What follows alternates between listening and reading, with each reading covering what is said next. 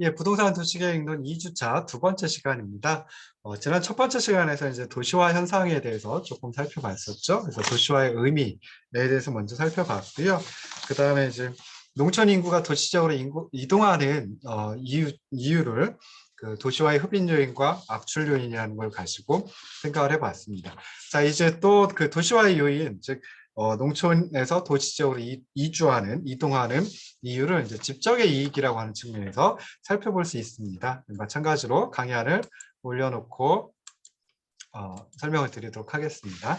자, 집적의 이익이라고 하는 걸 가지고 왜 사람들이 농촌에서 도시적으로 이동을 하는지 그걸 이제 살펴보려고 하는 건데요. 자, 도시적으로 인구와 산업이 집중하는 근본적인 이유는 무엇인가라고 했을 때 인구와 산업이 일정한 지역에 집중되고 누적이 될수록 더 많은 경제적, 사회적, 문화적 이익을 얻을 수 있기 때문이다 라고 하는 점에서 찾아볼 수 있습니다. 그래서 이런 그 이익을 갖다가 집적의 이익 또는 뭐 집적 이익이라고 얘기를 합니다. 그래서 집적의 이익은 일정한 지역의 많은 사람 또는 많은 활동이 서로 혜택을 가져다주는 그런 작용을 하기 때문에 호혜적인 작용을 하기 때문에 발생한다라고 생각해 볼 수 있습니다. 집적 이익은 크게 두 가지로 나눠볼 수 있습니다. 경제적 이익 그리고 사회 심리적 이익 이 두 가지로 이제 구분해 볼 수 있는데요. 근데 경제적 이익은 또 내부 이익, 외부 이익 해가지고 또 나누어서 생각을 해봅니다. 경제적 이익이라고 하는 것은 주로 산업 집중의 원인이 되는 집적의 이익을 의미하고요. 사회 심리적 이익은 각 개인이 도시 생활의 매력을 느끼는 원인을 갖다가 좀 말한다라고 보시면 좋을 듯 싶어요. 자, 먼저 이제 그 경제적 이익 중에 내부 이익에 대해서 살펴보는데요. 내부 이익은 내부 경제, 뭐 인터널 이코노미, 뭐 이렇게 이제 얘기를 하기도 합니다. 근데 결국은 뭘 의미하느냐? 규모의 경제를 의미한다라고 생각을 하시면 좋을 듯 싶어요. 그래서 뭐 우리 전공에서도 그 경제학 원론이라든지 경제학 인문이라든지 뭐 이런 과목을 들으셔야 되죠. 그래서 거기서 이제 규모의 경제라고 하는 표현이 좀 나오고요. 그 다음에 주로 이제 뭐 경제학 전공의 미시경제학이라든지 하는 과목에서 보시면 이제 규모의 경제라고 하는 표현 또는 용어가 많이 나옵니다. 그래서 규모의 경제는 정의를 어떻게 내리느냐라고 했을 때 생산량이 증가할수록 한 기업의 생산물 단위당 비용이 감소하는 현상을 말합니다. 그래서 기업의 입장에서 생산량을 증가시키면 증가시킬수록 평균적인 비용, 평균 비용이 감소하는 현상, 이걸 갖다가 이제 규모의 경제라고 규모의 경제 현상이 발생했다, 규모의 경제이다, 뭐 이렇게 이제 얘기를 합니다. 그런데 기업이 생산량을 증가시키면은 처음에는 평균 비용, 즉 단위당 비용이 쭉 감소를 해요. 점점 더 적어져요. 그러다가 어느 생산량 수준을 넘어서면 그때부터는 다시 평균 비용, 단위당 비용이 증가하는 현상을 보이는 것이 일반적입니다. 그래서 횡축에다가 생산량을 두고요. 그다음에 종축에다가 평균 비용입니다. 총 비용이 아니라 평균 비용을 두면은 요놈이 원점 쪽에서 생산량이 증가하면 증가할수록 요 평균 비용이 줄어드니까 어떤 모양이냐면 이런 식의 모양을 취하다가요. 어느 생산량 수준 이상이 되면 그때서부터는 다시 평균 비용이 증가하는. 그래서 이렇게 되니까 결국 어떤 형태가 되냐면은 횡축을 생산량 수준 그리고 종축을 평균 비용이라고 두고 그림을 그리면 U자 형태가 나오게 됩니다. U자 형태의 곡선이니까 최소점, 극소점이라고 하는 게 존재하겠죠. 즉 다시 말해서 평균 비용이 가장 낮아지는 점 찾아볼 수 있습니다. 그래서 고 규모, 고 생산량 규모를 뭐라고 얘기를 하냐면 최적 규모이다 또는 최소 효율 규모이다. 뭐 이렇게 이제 얘기를 하기도 합니다. 그래서 장기적으로 평균 비용이 최저가 되는 수준을 기업의 최적 규모 또는 최소 효율 규모라고 하는데 이 수준까지는 생산량을 증가시킴에 따라 정말 대량 생산에 따른 이익, 즉 규모의 경제가 발생한다라고 생각을 하시면 되고요. 그 수준, 그 생산량 수준 넘어서게 되면 그때는 평균적인 비용이 점차 증가를 합니다. 이때는 뭐라고 불러주냐면은 규모의 경제가 아니라 규모의 불경제라고 또 불러주죠. 그래서 내부 경제라고 하는 것은 어떤 생산량 수준까지는 정확하게 최적 규모 또는 최소 효율 규모라고 하는 생산량 수준까지는 평균 비용이 생산량을 늘림에 따라 평균 비용이 점차 적어지는 현상, 그 규모의 경제를 내부 이익이라고 한다라고 생각을 하시면 좋은데요. 자, 제조업 같은 경우에는 상대적으로 규모의 경제가 높은 생산량 수준까지 발생을 합니다. 그렇기 때문에 그 제조업의 입지는 상대적으로 큰 인구의 집중, 즉 도시 형성을 가져오는 중요한 계기가 됩니다. 그래서 우리나라 뭐 서울이라든지 부산이라든지 처음에는 어떻게 출발을 했어요? 뭐 해방 후에 이제 도시화가 이루어지고, 뭐 해방 전에도 도시화가 이루어지긴 했지만 도시화가 이루어질 때 그 지역에 그 산업이 집중을 했죠. 근데 대부분 제조업이 집중을 했습니다. 그래서 부산 같으면 뭐 예를 들어 가지고 해운업 같은 거, 조선업 같은 거, 그 다음에 또 예전에는 뭐가 유명했었냐면은 제화, 그러니까 신발 만드는 그 공장들, 제조업들도 좀 있었고요. 가발 만드는 공장도 부산에 있었던 걸로 저는 기억을 합니다. 서울도 그런 제조업이 처음에 많이 집중을 했거든요. 그래서 그 이유가 제조업이 상대적으로 규모의 경제가 크기 때문에 그러다 보니까 굉장히 높은 생산량 수준까지는 평균 비용이 줄어드는 거죠. 규모의 경제의 이익을 누릴 수가 있는 거예요. 그런데 그 높은 생산량 수준, 누가 그 생산량을 생산 활동을 할까요? 뭐 당연히 기업이 생산 활동을 하지만 노동자를 고용할 수밖에 없거든요. 그러면은 그 제조업에 취업을 하려고 하는 사람들 점점 더 도시로 끌어들이게 되는 거죠. 그렇게 해가지고 도시가 형성되기 시작한다라고 생각해 볼 수 있습니다. 자, 그 다음에 또 생각해 볼 수 있는 거, 즉 다시 말해서 규모의 경제가 크게 발생하는 거 어떤 것이냐면 이제 우리가 흔히 기반 시설이라고 부르는 거. 그래서 기반 시설 그러면 사람들이 공동으로 이용하는 그런 시설이죠. 그런데 주로 이제 뭐 도로라든지 철도, 전화 같은 교통 통신 시설도 있을 수 있고요. 그다음에 상하수도, 전력, 가스 이런 것들 이제 공익 시설이라고 또 부르기도 하고, 그다음에 뭐 교육 시설, 뭐 위생과 관련된 시설, 의료 시설 뭐 이런 것들이 이제 사회 간접 자본, 즉 다시 말해서 기반 시설이다라고 생각을 해볼 수 있습니다. 근데 이런 기반 시설은 대체로 규모의 경제성이 굉장히 큽니다. 그러다 보니까 이용자가 증가하면 증가할수록 평균적인 비용 감소를 하게 되고요. 평균적인 비용이 감소하니까 그만큼 사람들한테 부담시키는 비용도 더 적어진다. 그러니까 조금 낮은 가격을 지불하고서 이용자들이 이용을 할 수 있다는 거죠.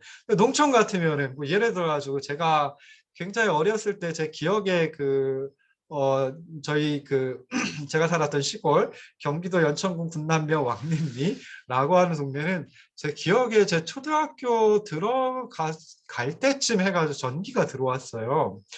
사실은 그 앞에 전기가 정말 동네에 들어오긴 했는데 동네 초입까지만 들어오고요. 거기 이제 군부대가 있어서 거기까지만 들어오고 그 다음에 이제 우리 집에 있는 동네까지 한 몇 킬로 정도 될까요? 한 1km 정도 되는데 1km는 조금 더 1km 정도 됩니다. 거기 연결이 안 돼가지고 그러니까 1km 앞에서 딱 끊친 거예요. 그럼 우리는 이제 그래가지고 그때 어떻게 했냐면은 그 동네 사람들이 돈을 모아가지고 전봇대에 전봇대를 갖다가 심고요. 그다음에 전기선 이렇게 배전할 수 있도록 전기선 연결하고 하는 그 비용을 그 동네 사람들 한 100여 명 정도 되는데 가구 수로 따지면은 한 2, 30% 정도 되는데 동네 사람들이 부담을 했었거든요. 그 비용 꽤 많았었겠죠. 그래서 그런 식인데 도시 같으면은 그러지 않아요. 그건 만약에 또 그 동네 사람들이 지역 주민들이 부담한다, 시민들이 부담한다라고 해도 시민들의 숫자가 굉장히 많으니까 비용 부담이 적다. 뭐 이렇게 이제 생각을 해볼 수도 있겠죠. 그래서 뭐 지금도 이제 전기 같은 거 그런 식이고요. 그다음에 또 그 시골 같은 경우에는 그 동네에 버스가 들어온 게 그러니까 버스가 들어온 게 제가 중학교 2학년 다닐 때 버스가 들어왔습니다. 그래서 초등학교는 지금은 초등학교고 저희 때는 그 국민학교라고 했었거든요. 그래서 국민학교는 국민학교가 있는 게 아니라 국민학교에 분교가 이제 그 동네에 있었어요. 근데 중학교는 그렇게 할 수가 없으니까 걸어서 한 6km 정도 떨어져 있는 곳에 중학교가 있었습니다. 그러면 중학교 딱 들어갔는데 버스가 없는 거예요. 시내버스가 없어요. 그럼 어떡하겠어요? 그래서 대부분 걸어 다니든지 아니면 뭐 자전거를 구입해가지고 자전거를 타고 다니든지 그러다가 중학교 2학년 말미쯤 돼가지고 정말 버스가 들어왔었습니다. 그래서 그 버스 타고 다니는 사람 많지 않겠죠. 그래서 하루에 4번 왔다 갔다 했거든요. 그런 경우, 그런 것도 있어요. 그래서 농촌하고 도시하고 보면 이 기반시설의 특징 자체가 대체로 규모의 경제성이 굉장히 높은 생산량 수준까지 일어난다라고 하는 거. 그래서 도시는 기반시설 또는 뭐 사회 간접 자본이라고 하는 것이 쉽게 확충이 되지만 농촌 지역 같으면 그렇게 하기가 쉽지 않습니다. 그래서 이런 것들이 있다. 사람들이 동경하게 되죠. 저만 같아도 도시로 가고 뭐 어렸을 때 도시로 가고 싶었는데요. 뭐그 이유 중에 하나가 제가 좋아하는 영화를 볼 수 있는 그 영화관이 그 동네에는 없었습니다. 당연히 연천군 전체에도 없었거든요. 그래서 영화 한 편 보기 위해서는 한 30분 정도 또 버스를 더 타고 나가가지고 그래가지고 뭐 동두천시라든지 또는 뭐 한 1시간 정도 거리에 있는 의정부시라든지 이런 곳에 가서 영화를 보기도 하고 뭐 그랬던 걸로 생각을 합니다. 그래서 그래서 이제 좀 크면 그래서 고등학교를 사실은 의정부에 있는 고등학교를 진학을 했어요. 그리고 이제 그렇게 했었습니다. 그래서 이런 거 한번 생각을 해보시면 좋을 듯 싶습니다. 그래서 집적의 이익, 뭐 때문에 발생을 하는, 죄송합니다. 집적의 이익을 크게 경제적 이익, 사회 심리적 이익으로 구분할 수 있고, 경제적 이익은 내부 이익, 외부 이익으로 구분할 수 있는데, 내부 이익은 규모의 경제를 말한다. 그리고 규모의 경제란 무엇이냐라고 했을 때 생산량을 증가시킴에 따라서 단위당 비용 또는 평균 비용이라고 하는 것이 감소하는 현상을 규모의 경제라고 한다. 그래서 규모의 경제 때문에 대량 생산에 따른 이익이 발생을 하게 되고 그 다음에 또 대량 생산을 하다 보니까 아무래도 고용을 더 많이 해야 되고 그래서 사람들이 몰리고 또 산업이 몰리고 한다라고 생각을 해보시면 좋을 듯 싶습니다. 근데 제조업 그리고 기반시설과 관련된 산업들 의 경우에는 규모의 경제라고 하는 현상이 높은 생산량 수준까지 이루어지기 때문에 점점 더 내부 이익이 더 커진다라고 이제 생각을 해보시면 좋을 듯 싶습니다. 자, 두 번째는 이제 외부 이익입니다. 경제적 이익 중에 외부 이익. 그래서 외부 이익은 이제 외부 경제 라고 의미를 하기도 하는데요. 우리가 흔히 생각하는 외부 효과라고 하는 것하고는 약간 의미가 다르긴 합니다. 그렇긴 한데요. 외부 이익 또는 외부 경제라고 하는 것은 경제활동 과정에서 시장 메커니즘을 거치지 않고 얻을 수 있는 무상의 이익을 의미한다라고 생각을 하시면 좋을 듯 싶습니다. 그래서 외부 이익도 이제 크게 한 3가지 정도로 나누어 가지고 생각을 해볼 수 있습니다. 그래서 첫 번째 승수 효과, 두 번째 예비 능력 비축 효과, 그리고 세 번째는 접촉의 이익이라고 생각을 해볼 수 있습니다. 그래서 먼저 승수 효과라고 하는 것, 승수라고 하는 것은 곱해주는 걸 갖다 승수라고 얘기를 하죠. 그래서 뭐 우리 2의 제곱, 2의 세제곱 할 때 그걸 또 다른 말로 표현하면 2의 자승, 그리고 2의 3승, 2의 4승 뭐 이렇게 할 때 그 승자입니다. 그래서 승수 효과는 뭐 거시경제에도 나오긴 해요. 근데 승수 효과는 어떤 활동이나 산업이 입지하면 그에 연관된 지원 산업이 파생적으로 입지해가지고 얻는 외부 이익을 의미한다라고 생각을 하시면 좋을 듯 싶습니다. 자, 울산광역시 같으면 처음에 울산시 시작할 때 뭐 여러 가지 산업이 여러 가지 제조업이 그 울산시에 들어가기도 했지만요. 자동차 산업이 대표적이죠. 그럼 자동차 산업이 울산시에 들어가다 보니까 자동차 굉장히 많은 부품으로 구성이 돼 있죠. 그래서 그걸 뭐 조립을 한다든지 해가지고 이제 완성된 차를 갖다가 이제 만들게 되는데요. 뭐 예를 들어가지고 현대차 같은 경우에는 부품을 제조하는 업체들이 따로 있고 거기서 제조한 부품을 가져다가 조립을 하고 뭐 이렇게 해가지고 완성차를 만든다라고 저는 알고 있습니다. 그러면은 그 부품 만드는 기업들은 당연히 현대차 옆에 있어야지 아무래도 여러 가지 비용이 덜 들고 할 수 있겠죠. 그래서 이렇게 자동차 산업이 울산시에 입지를 하다 보니까 그와 연관된 자동차 부품 산업도 파생적으로 입지를 하게 되고 그래서 얻는 외부 이익을 승수 효과이다라고 얘기를 합니다.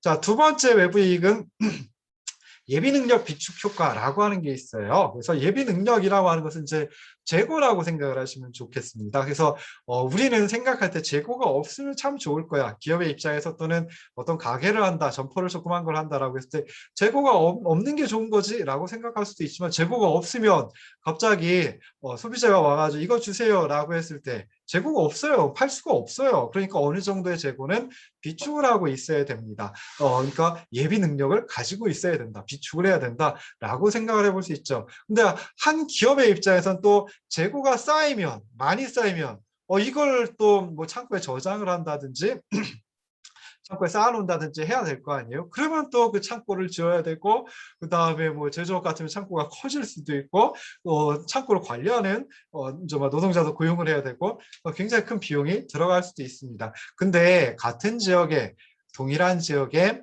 동일한 산업군에 속하는 여러 기업들이 한꺼번에 입지한다라고 하면은 인접해 있죠. 그러다 보면 어떻게 할 수 있겠어요? 우리가 만든 정말 상품이 있는데 이게 재고가 다 떨어졌어요. 그럼 어떻게 할 수 있어요? 옆에 있는 옆에 인접해 있는 동일한 산업에 속한 기업에서 그걸 좀 빌려가지고 쓸 수도 있다. 뭐 이렇게 생각을 해볼 수 있죠. 그래서 여러 기업이 인접해 있기 때문에 변동되는 상황에 대비해 비축해야 할 재고 부담을 좀 분담을 할 수 있다. 그러다 보니까 재고와 관련된 비용을 절감시킬 수 있고 그러면 경영상의 이익을 얻을 수 있죠. 그래서 재고를 조금 재고를 많이 쌓아두지 않아도 된다. 적정한 수준 조금은 갖고 있어야 되겠지만 그래서 그렇게 재고 감소되는 효과를 예비능력 비축 효과라고 얘기를 합니다. 점심 식사를 어디서 하나요? 점심과 저녁 저는 다 사 먹습니다. 식당에 가서 사 먹는데요. 자, 식당에 가서 이렇게 하다 보면은 저기 이모님 공깃밥 하나 더 주세요. 그럴 때 이모님이 난감해하는 경우가 있죠. 공깃밥이 다 떨어졌어요. 그럴 때 어떻게 하나요? 옆에 다른 식당 가가지고 공깃밥을 좀 하나 빌려다가 정말 손님한테 고객에게 주고요. 그리고 나서는 다음 날 하나 갚으면 되죠. 그래서 이런 것이 바로 이제 예비 능력 비축 효과 비슷한 맥락이다라고 생각을 하시면 좋을 듯 싶습니다. 자, 세 번째가 이제 접촉 이익인데요. 외부 이익 중에 세 번째가 접촉 이익, 접촉의 이익인데요. 자, 이것은 관련된 업종 그리고 전문적인 용역업체 이런 어떤 그 기업들은 기관과 인접해가지고 있으면은 그때는 뭐 새로운 기술이라든지 새로운 정보라든지 이런 데 접근하는 게 굉장히 쉬워집니다. 그러면 정보에 접근하는 비용 이것을 감소시킬 수 있겠죠. 그래서 그런 것 갖다가 접촉의 이익이라고 한다라고 생각을 하시면 좋을 듯 싶습니다.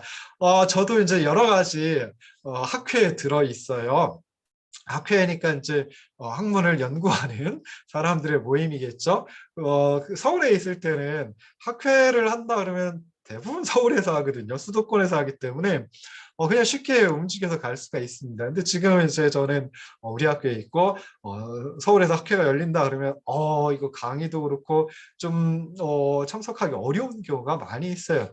그 다음에 또 생각해 볼 수 있는 게 제가 부동산 경제 쪽을 하다 보니까 국토교통부 사람들이랑 국토교통부 공무원들이랑 많이 접촉을 하면 많은 정보를 얻을 수가 있거든요. 근데 예전에는 서울에 있는 연구소에 있을 때는 접촉을 하는 게 굉장히 쉬웠습니다. 그래서 뭐 국토교통부 공무원들, 뭐 과장이나 또는 사무관들이나 뭐 이런 분들 갖다가 한 달에 그래도 한 대여섯 번, 뭐 한 주에 한두 번, 뭐 이 정도 이제 만나고 그랬거든요. 그러면 뭐 새로운 정보 쉽게 알 수 있었죠. 근데 지금은 그렇게 하기가 쉽지 않아요. 그래서 뭐 조금 여담이긴 하지만 이런 것이 바로 이제 접촉의 이익을 짧게 좀 다르게 설명할 수 있는 것이다라고 생각을 하시면 좋을 듯 싶습니다. 자, 이렇게 경제적 이익 말고 직접의 이익에는 사회 심리적 이익이라고 하는 것도 있습니다. 그래서 사회 심리적 이익은 사람들이 도시에 거주하기 때문에 얻는 비금전적인 이익을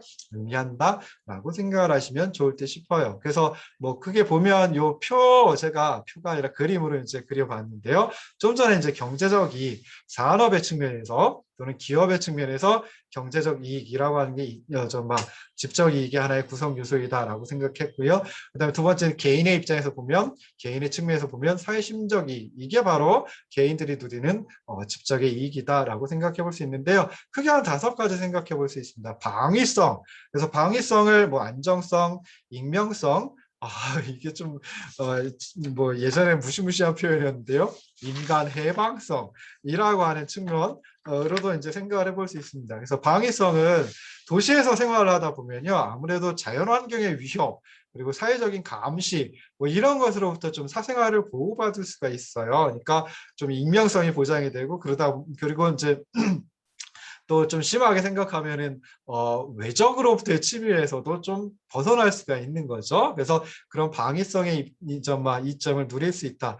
그러면 이제 좀 안정적이 되죠. 그래서 안정성 뭐 이렇게 이제 얘기를 하기도 합니다. 자, 요거는 이제 농촌 생활하고 비춰가지고 빗대가지고 이제 보시면 되겠죠. 농촌 같으면은 뭐 모르겠습니다. 도시에도 비가 많이 쏟아지고 그러면은 도시재해라고 하는 게 이제 발생을 하게 되죠. 근데 농촌은 이제 더 심각해질 수도 있습니다. 강물이 범람을 한다. 근데 농촌에는 제방이라든지 이런 것들이 많지 않아요. 뭐 그냥 넘치면 넘치나 보다. 뭐 이렇게 이제 할 수도 있거든요. 그것도 그다음에 산사태 같은 것도 뭐 나타날 수도 있고요. 그래서 이런 그 자연환경의 위협이라고 하는 게 농촌이 훨씬 더 크다라고 생각해 볼 수 있죠. 도시는 좀 적습니다.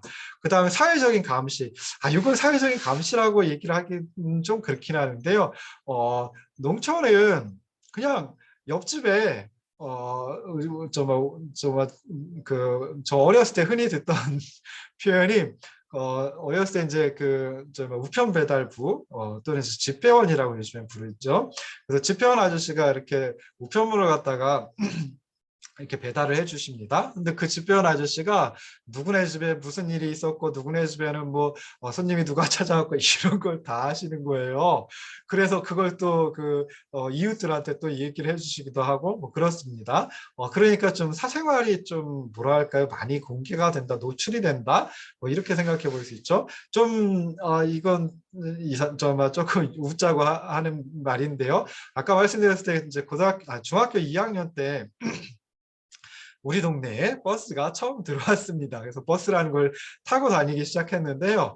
자, 제가 고등학교 2학년 때인가 고등학교 3학년 때인가 이제 아까 말씀드렸듯이 의정부에서 고등학교를 다녔었는데, 그러니까 의정부에서 저희 동네까지 가려면은 1시간 동안 기차를 타고 가가지고 그다음에 버스를 한 30분 타고 들어가야 됩니다. 자, 그런데 버스를 탔어요. 버스를 탔는데 우리 동네, 그러니까 버스 타는 곳으로부터 우리 동네 그 사이에 동네가 또 하나 있는데 거기에 살고 있는 여학생 후배, 여자 후배를 보게 된 겁니다. 너무 반가워가지고 이제 옆자리에 앉아가지고 속닥속닥 뭐 이렇게 했어요. 그래가지고 이제 집에 왔습니다. 집에 도착했습니다. 그 친구가 먼저 내리고, 그 후배가 먼저 내리고, 제가 이제 집에 들어왔어요. 집에 갔더니 저희 어머니가 저보러 말씀하시는 게 너 여자친구랑 같이 왔다면서 왜 혼자 왔냐 이렇게 말씀을 하시더라고요. 그래서 무슨 소리냐 무슨 말씀하세요 그랬더니 어디서 전화가 왔는데 그러니까 그 앞동네죠. 앞동네 사람이 전화를 했는데 제가 여자친구하고 같이 버스를 타고 가더라 라고 하는 걸 이제 어머님한테 전화를 해가지고 어머니께서 저한테 그렇게 말씀을 하셨다라는 겁니다. 제 사생활이 보호가 잘 안 되었던 거죠. 그래서 이렇게 좀 익명성 측면 또는 뭐 방위성, 뭐 안정성 측면에서 도시가 가져다주는 사회심리적 이익이 있을 수 있고요. 자, 그다음에 두 번째는 이제 가능성이라고 하는 걸 또 생각을 해볼 수 있습니다. 자, 개인의 발전에 어떤 그 다양한 기회가 주어지죠. 그리고 시민들이 원하는 것을 그래도 좀 풍부하니까 선택을 할 수가 있겠죠. 그래서 이런 풍부하게 선택을 할 수가 있겠죠. 그래서 가능성과 선택성이라고 하는 것을 함께 가져다 줍니다. 그래서 뭐 시골에 있는 친구들 보면, 그러니까 그 동네에 있는 친구들 보면, 뭐 동네를 거의 대부분 다 떠나긴 했습니다. 그래도 동네에 남아있는 뭐 선배, 후배, 뭐 그다음에 그 친구들 이렇게 보면 대부분 이제 농사하는 친구들이 많이 있거든요. 그리고 이제 또 그 다음에는 그 상업에 종사하는, 그러니까 점포를 운영하는 그런 친구들도 있고 그럽니다. 그러니까 어떻게 보면은 할 수 있는 게 딱 거의 정해져 있는 거죠. 내가 열심히 뭘 한다라고 해봤자 지금 상태하고 달라질 가능성이 많은가 기대하기 좀 어려운 그런 것들도 생각해 볼 수 있습니다. 근데 도시 같으면 아니죠. 굉장히 많은 걸 해볼 수 있습니다. 가능성이 굉장히 큰 거고요. 그 다음에 지금 이것을 하다가 내가 좀 다른 걸 배워가지고 다른 걸 할 수도 있겠죠. 변화성도 있고요. 그런 걸 생각을 해볼 수 있어요. 앞으로 미래에는 뭐 이런 것들을 내가 해볼 수 있겠지, 뭐 내가 누릴 수 있겠지, 기대를 할 수도 있는 거죠. 그리고 도시는 농촌보다 풍부하고 편리합니다. 그래서 아까 잠깐 말씀드렸듯이 제가 살았던 경기도 연천군 같으면 지금도 영화관이 하나도 없어요. 중간에 하나인가 생겼다가 다시 없어졌어요. 장사가 안 되니까 그러겠죠. 그래서 선택을 하려고 하면은 그리고 영화관이 있어봤자 또 굉장히 그 스크린이 적은 그런 영화관일 테고 멀티플렉스도 아닐 테고 그러니까 잘 안 될 거예요. 어차피 있어봤자 다 도시로 이제 영화 보러 가겠죠. 뭐 요즘엔 또 영화 보는 것도 쉽지 않긴 하지만 그래서 풍부하지 못합니다. 그 다음에 또 편리하지도 않아요. 그래서 뭔가를 이렇게 좀 원하는 걸 살려고 그래도 쉽게 살 수 없는 그런 경우가 많죠. 물론 농촌에도 편의점 같은 거 다 있습니다. 그래서 뭐 밤새워서 하는 편의점도 있고 그러긴 하는데요. 지금 그 동네에 가봐도 제가 살았던 동네는 편의점 없습니다. 예, 편의점 없는데요. 경기도 연천군 제가 중학교를 다닐 때 전곡읍 같으면 편의점이 꽤 많아요. 꽤 많은데 그럼에도 불구하고 12시에는 문을 거의 대부분 다 닫는다고 알고 있습니다. 제가 언젠가 한 1년 사이에 시골에 계신 부모님 뵈러 가느라고 그 전곡읍을 갔다 이제 거쳐서 가야 되거든요. 가는데 11시쯤이었는데 저녁 11시쯤이었는데 거의 상점들이 다 철시를 했습니다. 그래서 문을 닫아가지고 가로등 빼놓고는 이렇게 이제 막 열고 있는 점포들이 없더라고요. 그러니까 조금 어두컴컴하죠. 그래서 운전하고 가는데 조금 무섭기도 하고 뭐 그랬던 경험도 있어요. 그러니까 아무래도 풍부하고 편리하고 그러다 보면 선택을 많이 할 수 있는데 선택을 여러 가지 중에서 고를 수 있으니까 잘할 수 있는데 그러지 못하는 도시는 반대로 선택성이 있다라고 하는 것도 이제 생각을 해볼 수 있습니다. 자, 그 다음에 도시에는 많은 사람들이 모여 있어요. 그러다 보니까 창조라고 하는 걸 굉장히 중요하게 생각을 하죠. 창의성 뭐 이런 걸 중요하게 생각하고 그 다음에 뭐 새로운 게 도입되면 그 새로운 걸 갖다가 대부분은 아니겠지만 많은 사람들이 또 따라하기도 하고 누리기도 하고 뭐 그러죠. 그래서 첨단성을 가지고 있다라고 하는 거 생각해 볼 수 있고요. 그다음에 더 많은 생각을 하는 사람들이 다양한 생각을 하는 사람들이 서로 교류하면서 새로운 사상도 발생을 하고 또 새로운 발명도 많이 되고 하다 보니까 아무래도 창조성을 가지고 있다. 뭐 이렇게 이제 생각을 해볼 수 있습니다. 그래서 이번 두 번째 시간에는 도시화의 요인 중에 이제 집적의 이익에 대해서 살펴봤어요. 이거 살펴보는 것만 해도 25분 우리 그 강의를 갖다가 훌쩍 넘어가 버렸네요. 사실은 이 뒤에 도시화의 진행 단계라고 하는 것까지 하려고 했었는데 여기까지 하고 오늘 2주차 강의는 마치도록 하겠습니다. 자, 이제 오프라인 강의 1시간짜리이긴 하지만 시작을 했죠. 그래서 오프라인 강의에서 만나 뵙도록 하겠습니다.